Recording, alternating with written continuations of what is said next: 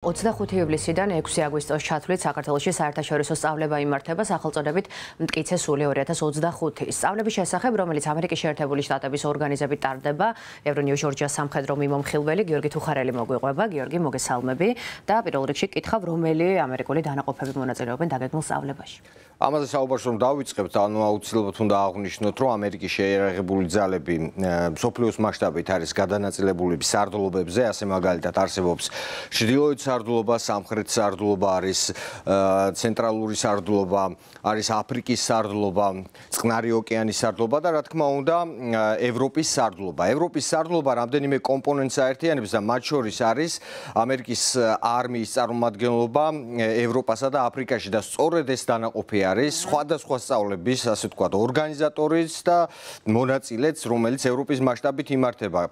ევრონიუს ჯორჯია ხშირად აშუქებს მიმდინარე წელს ასეთ სწავლებებს, ესეთი იყო მაგალითად დეფენდერის ტიპის, ასე ვთქვათ, ციკლის სწავლებები, მათ შორის იყო სხვა ტიპის სწავლებები, Saber Guardian-ი მაგალითად და სწორედ ამ ციკლში არის მოქცეული ის სწავლება, რომელიც ხვალ იწყება 2024 წლის შემდეგ პირველად იმართება, ასე ვთქვათ, ქართულ ამერიკული სწავლება და ამ სწავლებაში ასევე მნიშვნელოვანია ის, რომ მხოლოდ ამ არმიის დანაყოფები არ მონაწილეობენ, ამ სწავლებაში სპეციალურად მონაწილეობის მისაღებად ჩამოდიან ამერიკის შეერთებული შტატების ჯორჯიის შტატის ეროვნული გვარდიის წარმომადგენლებიც. და ისიც საინტერესოა, რა წვრთნებს მართავდა წლების განმავლობაში შეერთებული შტატები საქართველოში, ამაზე რომ მოუყვეთ ერთგვარად ჩვენს წლების მანძილზე უდაოდ დიდია წვლილი ამერიკის შეიარაღებული ძალებისა თუ რა ტიპის სწავლებებსაც მართავდა ქართული შეიარაღებული ძალებისთვის, ასე მაგალითად შეგვიძლია დავასახელოთ წვრთნისა და აღჭურის პროგრამა, ასევე თავდაცვის მზადყოფნის პროგრამა, რომელიც უმნიშვნელოვანესი იყო ქართული არმიისთვის. ასევე იყო სხვადასხვა ტიპის სწავლებები, მათ შორის იყო, რომელიც აღნიშნეთ და რომელიც ხვალიდან დაიწყება Agile Spirit-ი და ასევე იყო Nobel Partner-ი. Nobel Partner-ი არის საკმაოდ მნიშვნელოვანი სწავლება, რომელიც 2015 წელს დაიწყო პირველად და ამის შემდეგ ერთი წლის მონაცვლეობით ტარდებოდა Agile Spirit-თან შეთავსებით. თუმცა 2024 წლის 5 ივლისს ამერიკის სახელმწიფო დეპარტამენტმა განცხადება გამოაქვეყნა და ამ განცხადებიდან გავიგეთ, რომ ეს სწავლება გაურკვეველი ვადით გადაიდო, გაუქმდა, არ ჩატარდა 2024 წელს ეს სწავლება და მე მინდა ციტატა ამოვიკითხო ამ განცხადებიდან. წვრთნის გადადების გადაწყვეტილება მიღებულია იმის გამო, რომ საქართველოს მთავრობამ უსაფუძვლოდ დაადანაშაულა ამერიკის შეერთებული შტატები და სხვა დასავლური ორგანიზაციები. თითქოს ისინი ზემოქმედებდნენ საქართველოს ხელისუფლებაზე, რათა ქვეყანა მეორე ფრონტის გახსნით ჩართულიყო რუსეთთან კონფლიქტში უკრაინის მხარდასაჭერად. მიუხედავად ამ გზავნილისა, აქვე ამ განცხადებაში აღნიშნული იყო, რომ ამერიკის შეერთებული შტატები აგრძელებს საქართველოს თავდაცვის ძალებთან პარტნიორობას და მხარს უჭერს ქვეყნის ტერიტორიულ მთლიანობას და როგორც ვნახეთ, სწავლება ტარდება ფაქტობრივად ამერიკელები ბრუნდებიან ქართულ მიწაზე. აი, სწორედ ამ სწავლებაზე მინდა კითხო, რომელიც ხვალიდან იწყება და 6 აგვისტოს ჩათვლით გაგრძელდება, ხო? რა დეტალებია ამ დროისთვის ცნობილი, ესეც რომ გითხრა და სწავლება Agile Spirit-ი საკმაოდ დიდი ხნის ისტორია აქვს. 2011 წელს ჩატარდა პირველად ეს სწავლება. დაახლოებით მონაწილე პერსონალი ამ სწავლებებში წლების განმავლობაში იყო 3000-მდე თითოეულ სწავლებაში მონაწილე პერსონალი. ძირითადი მონაწილე ქვეყნები იყო ამერიკის შეერთებული შტატები, თავისთავად საქართველო და დიდი ბრიტანეთი საკმაოდ აქტიურად იყო ჩართული ამ სწავლებაში. სწავლება, რომელიც ახლა ტარდება, განსხვავდება სხვა სწავლებისგან, იმიტომ რომ ამ შემთხვევაში გაყოფილია ორად. საქართველოსთან ერთად ტარდება თურქეთში, ხოლო რაც შეეხება მონაწილე ქვეყნებს, ეს არის საქართველო, ამერიკის შეერთებული შტატები, თურქეთი, უკრაინა, პოლონეთი, გერმანია, იტალია, მოკლედ ნატოს წევრი ქვეყნები და პარტნიორი ქვეყნებიც აქტიურად მონაწილეობენ ამ სწავლებაში. სწავლების ადგილმდებარეობაც საინტერესოა. თურქეთის გარდა საქართველოში იმართება სხვადასხვა ადგილას, სენაკში იმართება, კრწანიში, ნორიოში, ვაზიანში. საკმაოდ კომპლექსურია, იქნება სხვადასხვა ტიპის ამოცანებზე ვარჯიში ერთობლივად და როგორც ოფიციალური განცხადება, რაც გაავრცელა საქართველოს თავდაცვის სამინისტრომ, ერთ-ერთი მთავარი მიზანი ამ სწავლების არის ძალების ურთიერთთავსებადობის გაზრდა.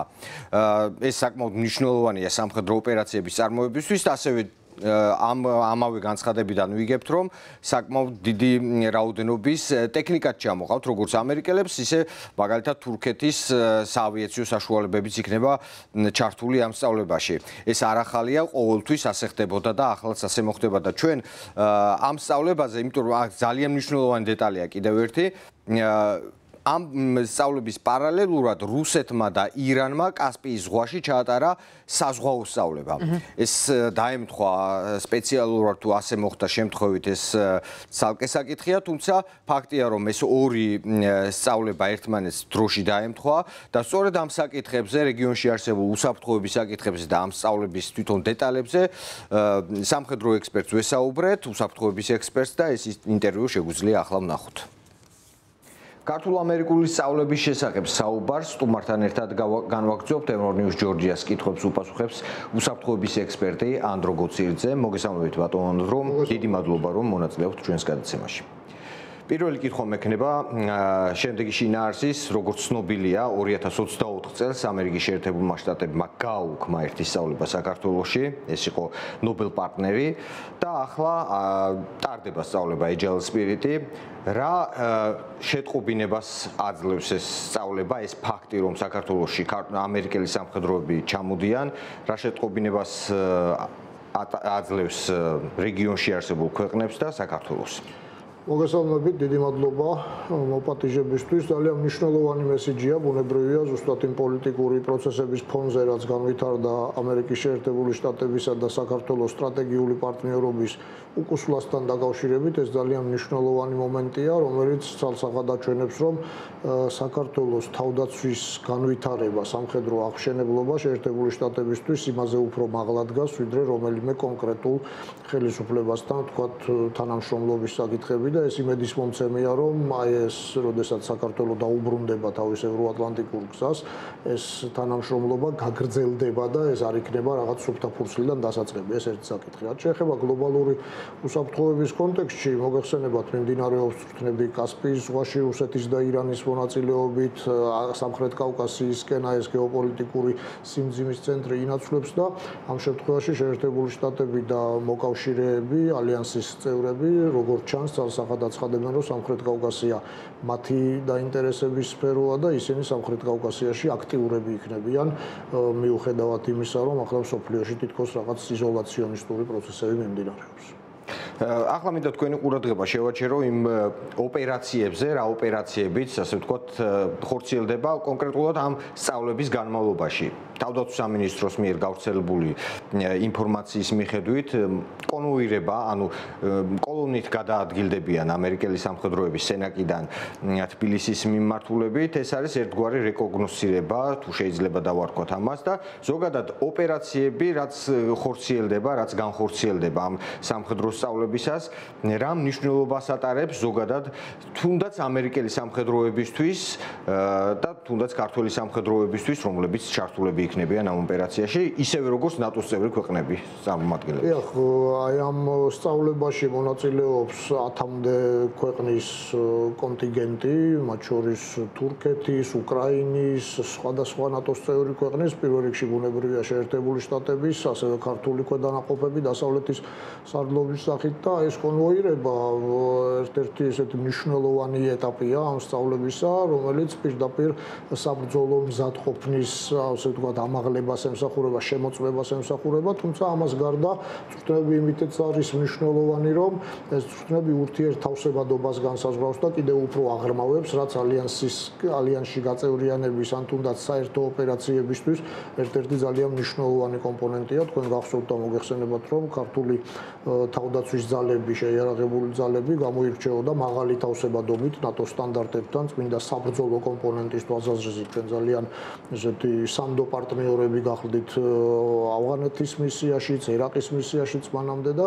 ცხადია ამგვარი წვრთნები კიდევ უფრო ამაღლებს აი ამ ურთიერთთავსებადობას, ურთიერთქმედების გარკვეულ ფორმებს, მექანიზმებს ხვეთს და ეს როგორც ქართული შენაერთებისთვის, ასევე დასავლელი პარტნიორებისთვის უთუოდ შენაძენია თითოეული ასეთი წვრთნა, ამით კომპონენტიც არის განპირობებული სამხედრო ტექნიკის, საფრენი აპარატების ამერიკულის მობილიზება საქართველოში და თუნდაც აი ამ ცოცხალი ძალის ერთმანეთთან კავშირი, მათ შორის კავშირგაბმულობის საშუალებები, სავარაუდოდ ჩართული იქნება ასევე კიბერუსაფრთხოების კომპონენტიც, ბუნებრივია მინიმუმ თავდაცვის დონეზე, მაინც კიბერთავდაცვის დონეზე მაინც და ეს ძალიან მნიშვნელოვანია ქართველი სამხედროებისთვის, იმიტომ რომ საბრძოლო გამოცდილების მიღმა ეს ყველაფერი კიდევ უფრო უმატებს აი ამ თავსებადობის ხარისხს ქართულ ჯარისკაცებს. თქვენ ახსენეთ ის სწავლება, რომელსაც რუსეთი და ირანი კასპიის ზღვაში ახორციელებდნენ, ეს ძირითადად იყო როგორც ოფიციალურად გავრცელდა ცნობები, მათ შორის ირანულ მედიაში, შინაარსი იყო ამის, რომ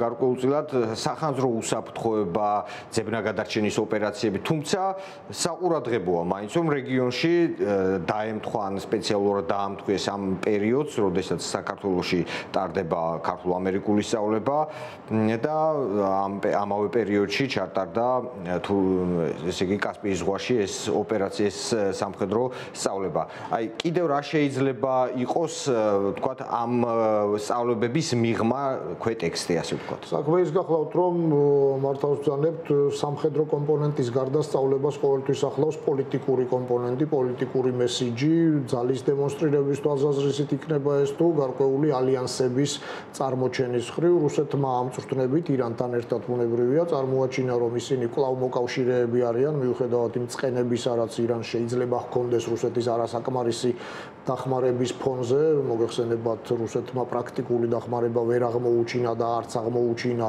როდესაც ირანი იბომბებოდა ისრაელის და შეერთებული შტატების მიერ წარმოუდგენელიც იყო აღმოჩენა მაგრამ და სამხედრო დახმარების აღმოჩენა მაგრამ როგორც ჩანს ირანი მაინც არ იყო ამ ყველაფრით კმაყოფილი ამიტომ ეს მესიჯი იქნებოდა ისევ რომ ესე იგი ირანის და რუსეთის ალიანსი ისევ არსებობს და რომ კასპიის ზღვა მათი ასე ვთქვათ გავლენის სფეროა მოგეხსენებათ კასპიის ზღვას ძალიან აქტიურად იყენებს რუსეთი თუნდაც უკრაინაში მიმდინარე აი ამ თავისი სამხედრო ოპერაციისას ასევე იყენებდა სირიაში მიმდინარე სამხედრო მოქმედებებისას და ამიტომ ამ ხრივ შეიძლება კამუფლაჟი ვთქვათ ყოფილიყო ეს სახანძრო საკითხები ან ძებნაგადარჩენის ოპერაციები მაგრამ აქ სამხედრო კომპონენტიც იდო სადაზვერვო კომპონენტიც თავისთავად ცხადია და აი ეს პოლიტიკური მესიჯიც გაჟღერდა პოლიტიკური მესიჯისგან დაცლილი არც ამერიკელების მიერ ამ წვრთნის ჩატარებაა თქვენ მოგახსენებათ ისევ და ისევ საკმაოდ სირთულეებს განიცდის ამერიკის შეერთებული შტატებისა და საქართველოს ურთიერთობები ნატოსა და საქართველოს ურთიერთობები ამ ეტაპზე და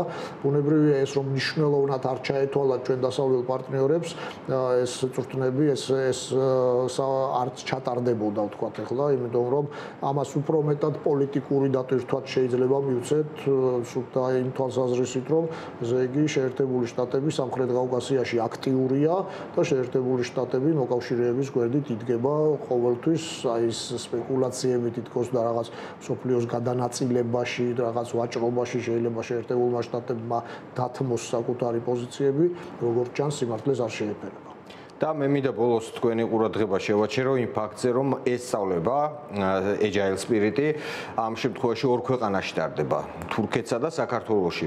და ეს სწავლება წლების განმავლობაში მხოლოდ საქართველოში ტარდებოდა.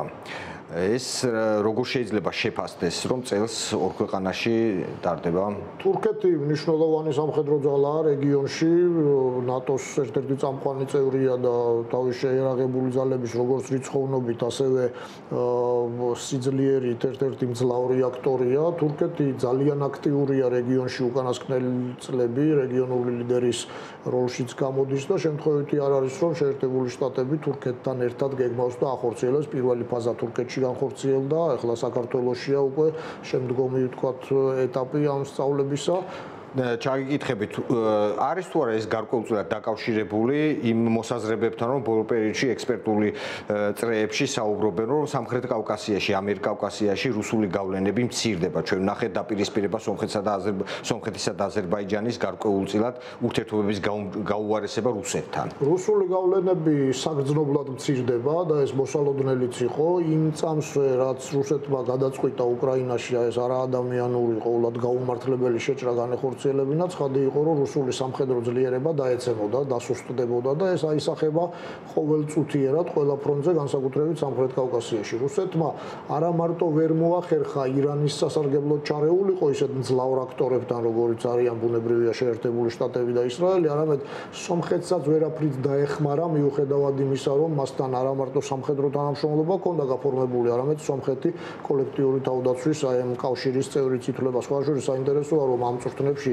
სომხეთი წარმოდგენილია დამკვირვებლის სტატუსით და უფრო პოზიციონირებს დასავლეთისკენ, რადგან სომხეთმა კარგად დაინახა, მართალია სამწუხარო მაგალითზე, მაგრამ მაინც რა ფასი უჯდება სახელმწიფოს, როდესაც მისი უსაფრთხოება რუსეთზე აქვს ჩამოკიდებული. როდესაც საჭიროება დადგა, რუსეთი ვერაფრით დაეხმარა, მათ შორის ვერც დიპლომატიურ ასპარეზზე არ გულისხმობს სამხედრო დახმარებას და ახალი ომის წამოწყებას. ამიტომ ბუნებრივია რუსეთის პოზიციები სამხრეთ კავკასიაში სუსტდება.